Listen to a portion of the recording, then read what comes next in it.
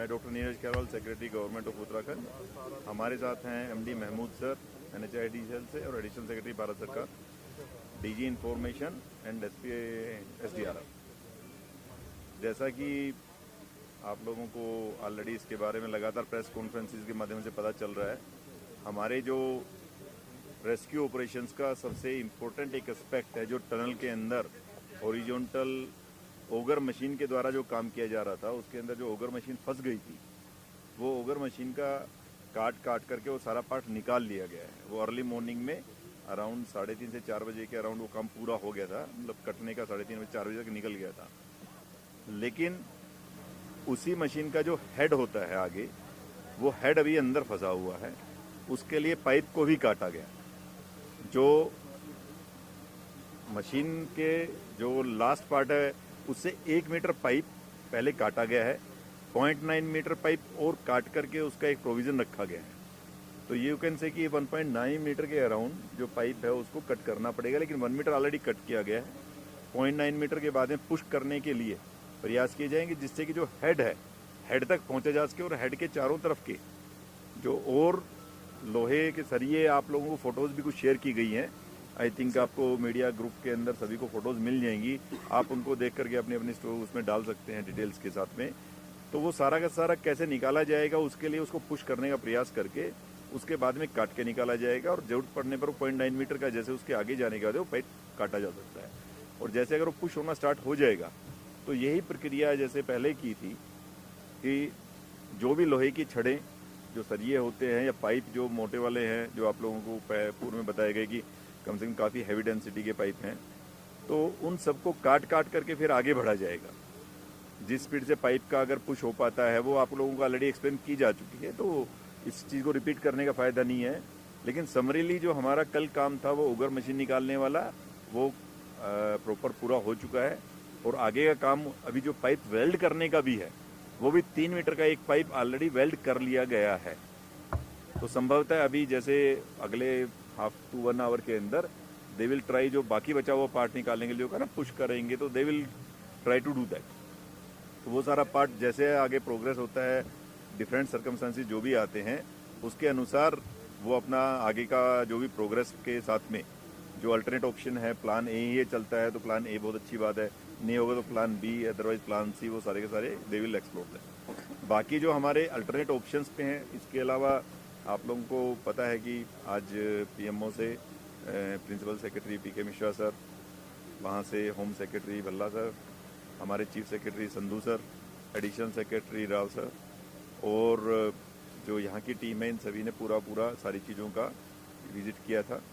Sir ने सभी को बताया कि जो सेफ्टी है, सिक्योरिटी है, वो सबसे अटमोस्ट एस्पेक्ट है। जो अंदर लोग हैं उन सभी का ध्यान रखा जाए, जो किसी भी प्रकार से उनकी जो हेल्थ है उसमें कंटिन्यूस मॉनिटरिंग चलती रहे। उनकी मेंटल हेल्थ के लिए भी जितने भी हमारे साइकेट्रिस्ट हैं और एक्सपर्ट्स हैं, उनसे उनका काउंसलिंग और कंसल्टेशन लगातार चलता रहे। और उनके परिजनों से मिले, उनको भी उन्होंने अच्छी तरीके से बात करके बताया कि क्या चीज़ें चल रही हैं और बिल्कुल निश्चिंत रहें। तो ये सारी की सारी चीज़ें, इसके अलावा जो अल्टरनेट ऑप्शन है उसके लिए मैं रिक्वेस्ट करूँगा MD सर से कि ये आपको आगे की। नमस्कार। जैसे कि आपको अभी बताया गया, हमारा जो ऑप्शन 1 है, ये ऑप्शन ए है पहले से, वो काम पे हम लगातार आगे बढ़ रहे हैं। जो ऑगर मशीन फंसा था वो हमने निकाला है, अब इसके आगे की जो भी और स्टेप्स हैं वो हम लेने वाले हैं। इसके अलावा जो SJVNL का वर्टिकल ड्रिलिंग चल रहा था काम, वो चल रहा है। आपको मैं बता दूं कि 30 मीटर ड्रिलिंग हो चुका है। हमें शायद टोटल 86 मीटर की ड्रिलिंग करनी है और वो काम अच्छे से चल रहा है।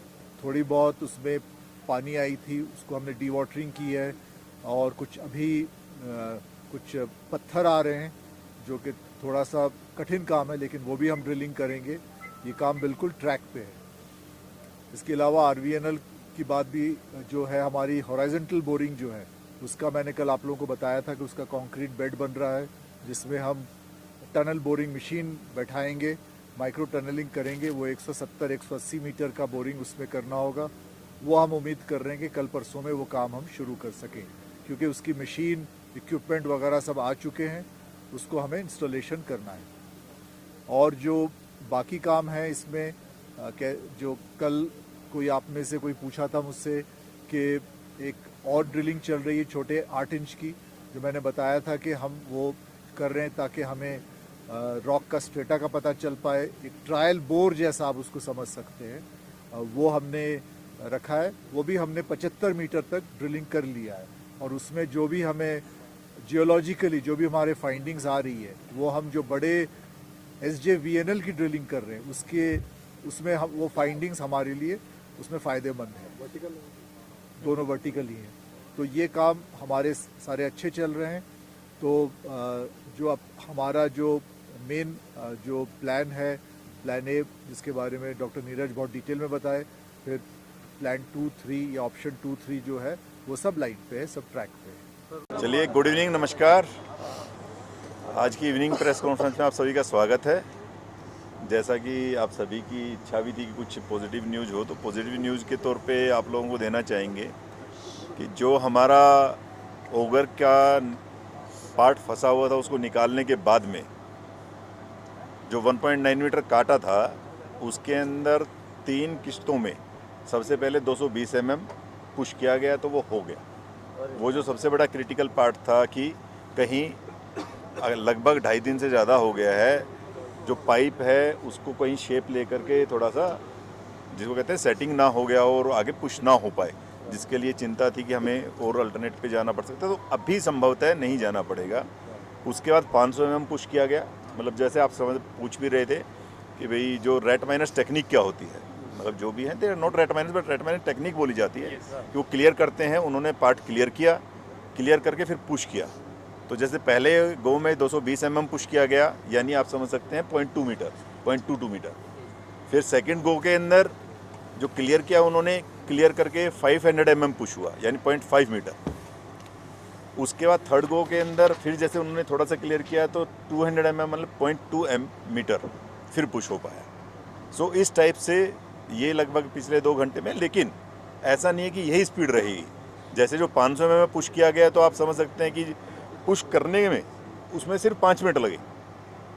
वो 500 mm पुश करने में अराउंड 5.5 मिनट्स का टाइम लगा मशीन को। लेकिन उसके आगे का मक हटाना, उसके आगे अब जैसे हो सकता है कि आगे की जैसे पिक्चर आप लोगों ने कुछ देखी है, सरिये और डिफरेंट काइंड ऑफ जो गर्डल स्ट्रक्चर, कुछ और चीज़ें आ जाती हैं, पाइप्स हैं, उसको काटने में, उसको क्लियर करने में हो सकता है 1 मीटर में 4 घंटे भी लग जाएं, हो सकता है कि 1 मीटर में आधा घंटा भी लगे, लेकिन हो सकता है 5 घंटे भी लग जाएं। तो जो आप लोग कह रहे थे वो काम स्टार्ट हो गया है। मैनुअल प्लस पुशिंग वाला जो है ना, मतलब बेसिकली आप ये समझिए कि काम स्टार्ट उसमें ये हो गया है कि क्लियर करते हैं हाथ से, तो मैनुअली हाथ से क्लियर करके उसको अगर कहीं भी दिक्कत आती है उसको मशीन से, अभी बीच में छोटे सरिये थे तो उनको काट दिया गया। तो it will work like this, जैसे थोड़ा थोड़ा चलता रहेगा, लेकिन इसके अंदर कोई एक स्पीड, कोई एक समय सीमा, जैसे आप लोगों के फिर सवाल होंगे, ऐसा कुछ नहीं बताया जा सकता। लेकिन let's pray and let's hope कि जितनी जल्दी हो सके उतनी कम कठिनाई आए और हम ज़्यादा से ज़्यादा जल्दी इसको कर पाएँ।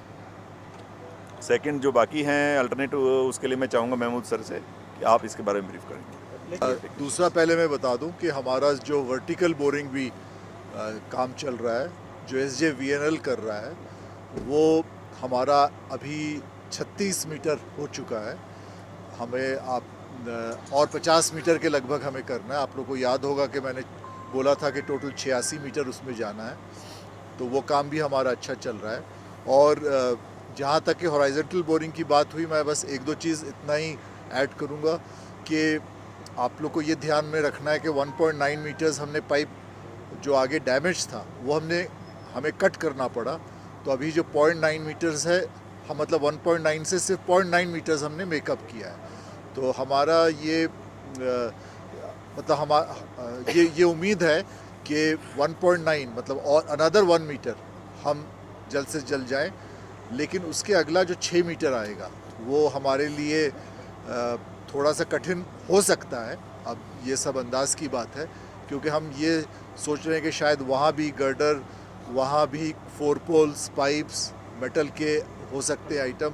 अभी भी जो कट हुआ कि पुश तो हो जाता है जल्दी से, लेकिन जो हमने क्लीन किया मग जो आए उसमें कंक्रीट के ब्लॉक्स आए और वो सब काटने में थोड़ा समय लगा।